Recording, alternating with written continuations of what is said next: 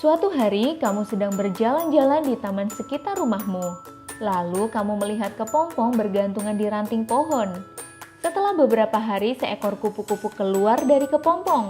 Kupu-kupu tersebut memiliki sayap yang indah untuk terbang. Dari cerita tadi, apakah kupu-kupu lahir dari kepompong? Bukan ya. Kepompong adalah salah satu tahapan dari daur hidup kupu-kupu. Apa itu daur hidup? Daur hidup adalah tahapan pertumbuhan dan perkembangan makhluk hidup dari mulai lahir sampai dewasa. Daur hidup kupu-kupu disebut dengan metamorfosis. Nah, metamorfosis ada dua jenis nih. Jenis yang pertama adalah metamorfosis sempurna. Contohnya yang dialami oleh kupu-kupu, nyamuk, kumbang, dan katak. Hewan yang mengalami metamorfosis sempurna akan mengalami perubahan bentuk yang berbeda jauh ketika lahir dan dewasa.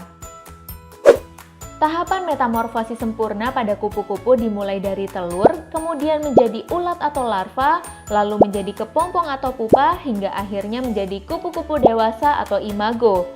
Kupu-kupu akan berkembang biak menghasilkan telur. Daur hidup kemudian berulang lagi terus-menerus. Telur menetas menjadi ulat.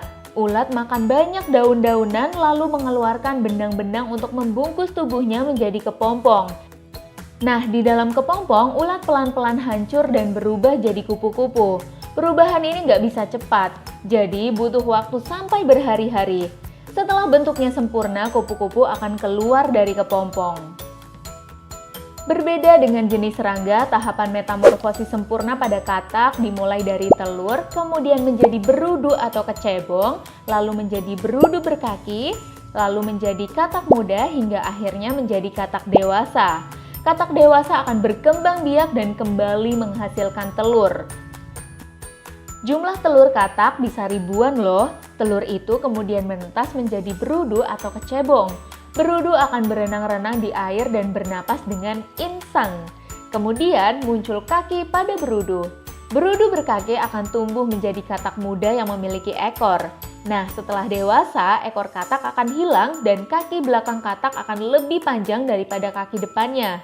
Kaki yang panjang itu gunanya untuk melompat. Selain bisa melompat di darat, katak juga bisa berenang di air dengan selaput pada kakinya loh. Alat pernapasan yang dulunya insang juga berubah jadi paru-paru dan kulit. Jenis metamorfosis yang kedua adalah metamorfosis tidak sempurna. Contohnya yang dialami oleh jangkrik, kecoa, belalang, dan capung. Hewan yang mengalami metamorfosis tidak sempurna mengalami perubahan bentuk yang tidak berbeda jauh. Tahapan metamorfosis tidak sempurna pada capung dimulai dari telur, kemudian menjadi nimfa atau capung muda, lalu menjadi imago atau capung dewasa. Saat masih muda, capung akan berganti kulit beberapa kali, lalu sayapnya baru muncul pada saat capung dewasa. Setelah itu, capung akan berkembang biak menghasilkan telur lagi. Apakah semua hewan mengalami metamorfosis? Metamorfosis kebanyakan dialami oleh jenis serangga. Hewan-hewan jenis lainnya mengalami daur hidup tanpa metamorfosis. Artinya, bentuk hewan ketika lahir dan dewasa cenderung sama, tapi ukuran dan fungsinya semakin berkembang.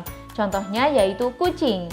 Bentuk anak kucing ketika lahir sama kan dengan kucing dewasa, hanya saja ukurannya lebih kecil dan fungsi tubuhnya belum berkembang dengan sempurna.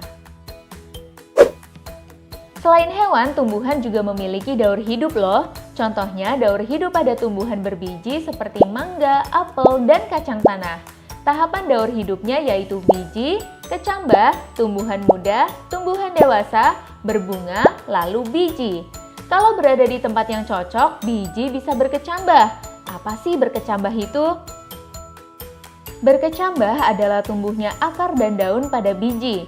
Kecambah terus tumbuh jadi tumbuhan muda, lalu lama-kelamaan daun jadi semakin banyak, batang jadi makin besar dan tinggi. Selain itu, bunga juga akan tumbuh. Bunga akan mengalami penyerbukan dan pembuahan sehingga kembali terbentuk biji. Nah, sekarang sudah makin tahu ya tentang daur hidup hewan dan tumbuhan. Sekarang gimana nih biar jadi lebih bijak dengan pengetahuan ini? Ya, tentunya dengan bersyukur atas kebesaran Tuhan dan belajar dengan lebih rajin ya, supaya pengetahuan ini bisa bermanfaat bagi kehidupan manusia. Ada banyak manfaat kalau kita mengerti daur hidup makhluk hidup. Contohnya, kepompong Gangat Sutra dapat diproses menjadi benang sutra dan kemudian diolah menjadi kain sutra. Tekstur kain sutra itu halus sehingga nyaman digunakan. Selain itu, nyamuk Aedes aegypti penyebab demam berdarah ternyata mengalami metamorfosis sempurna. Dengan mempelajari daur hidup nyamuk, kita bisa mengambil langkah yang tepat untuk memutus penyebaran virus DBD.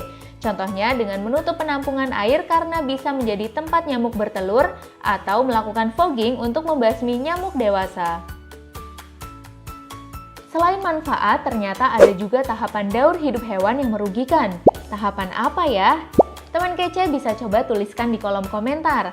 Kalau mau latihan soal tentang daur hidup, yuk kunjungi website kejarcita.id atau download aplikasi Kejar Cita di Play Store. Kejar Cita, kejar ilmu, raih cita!